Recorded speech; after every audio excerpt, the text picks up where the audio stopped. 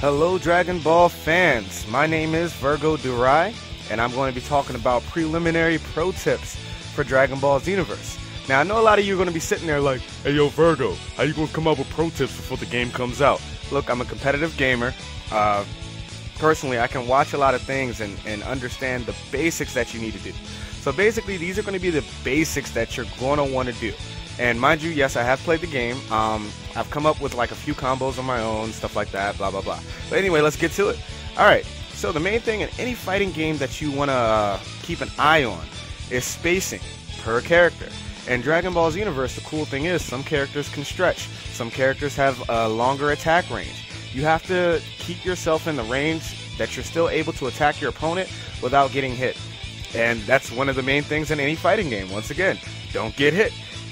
Burst dash spacing. You're able to, if you hold down the, I want to say it's L2 for PS3 or PS4, and it's the left bumper for X-backs.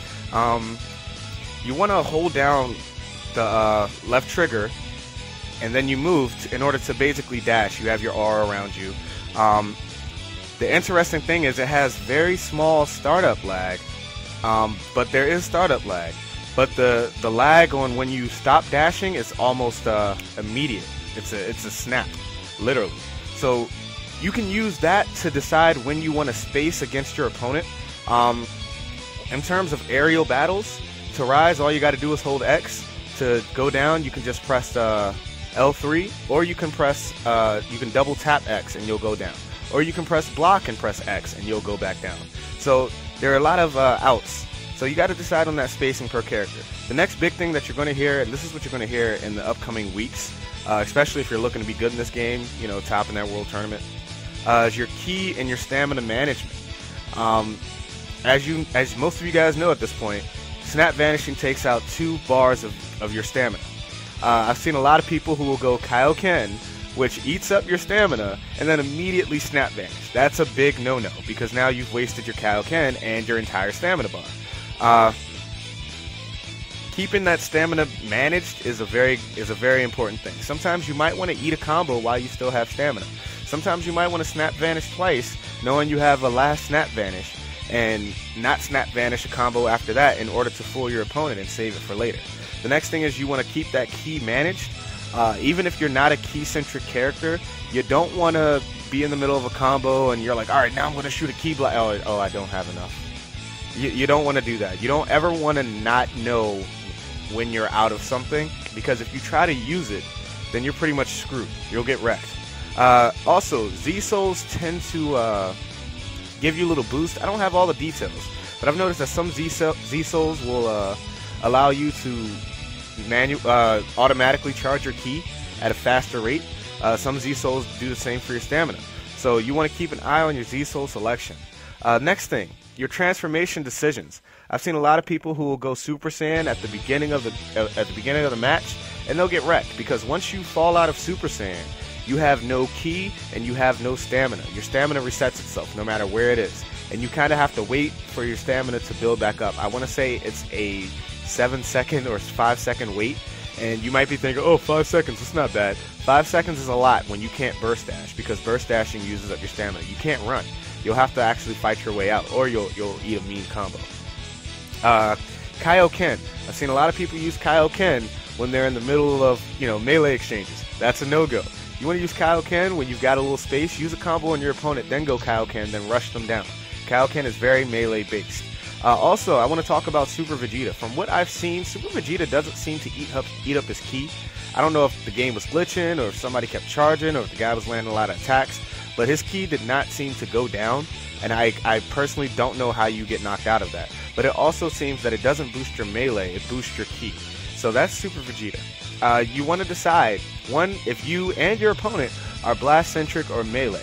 Now, some characters are going to be ki blast-centric, which means they're going to, maybe get you with a 1-2, and then jump back, and then keep spamming ki blast. And that's going to be their playstyle. And then you'll have some people who won't shoot any ki blast at you, and they'll just be in your face like, yeah, I'm going to punch you in the face and take your lunch money, dude. And like, that's what people do. You want to decide if they're ki blast centric or melee centric, because if you don't know, then the next point that I'm about to bring up is going to be impossible. Mind games. Mind games is necessary in anything you do competitively, be it poker, be it Tekken, be it Dragon Ball Xenoverse. You want to have your mind games. You want to keep your opponent guessing. So which means you don't want to run through your list of supers and ultimates so they already know what to expect. You don't want to go Super Saiyan at the beginning so they already know you only have one ultimate. You want to make sure you pull things out of you. You got to make your bag of tricks seem infinite. And one of the ways you do it is just by saving your attacks. One of the ways you do it is by moving around, using your burst dash. When you come out of your burst dash, maybe burst dash again. When you come out of your burst dash and you're right next to your opponent and they're about to snap vanish, maybe don't attack. You got to know when to sidestep. You got to know all of that stuff. Next thing, 3 versus 3 tactics. Now, obviously, when it comes to 3 versus 3, I want to personally get tournaments going because they're not doing world tournaments for 3v3. So I want to, go on some type of board and get 3v3 tournaments going. Make a team and we can do tournaments and maybe even giveaways, and it is what it is. I'm a YouTuber now. Whoop-de-doo. All right. So your 3v3 tactics are way different. Nuke attacks such as the Spirit Bomb and Frieza's Death Ball become very important, whereas beam attacks such as Kamehameha become important if your opponent isn't necessarily tracking you. So if you have somebody who's paying attention to somebody else, yeah, throw a Kamehameha wave at them. And if you see your buddies getting jumped by 2 or 3 people, you want to throw a Spirit Bomb at them. Chances are they won't see it, they won't get out of the way. Next thing, can you tie in your supers and your ultimates into your combos? Now, a lot of people are like, oh, well, yeah, duh. Oh, yeah, of course I can. But from a lot of the gameplay I've seen, a lot of people don't tie in their supers or their ultimates into their combos because they don't know how, or they try to and they miss because they used the wrong combo that would help attach with that super. So now there's no training mode in this game, so you want to spend a lot of time as you're going through story mode, as you're doing your parallel quests, to practice those combos. That's very important. A combo can mean the difference between you putting an opponent away or leaving them with a sliver of life and they come back and combo you and then you die and then you're mad and then you come to me like, hey, Virgo. And I'm like, hey, I told you in the video. Alright, next thing. Actually, I want to point out a special note. The Super Ghost Kamikaze, both attacks, the super and the ultimate, they fire off automatically. The interesting thing about that is that leaves infinite room for combo extension.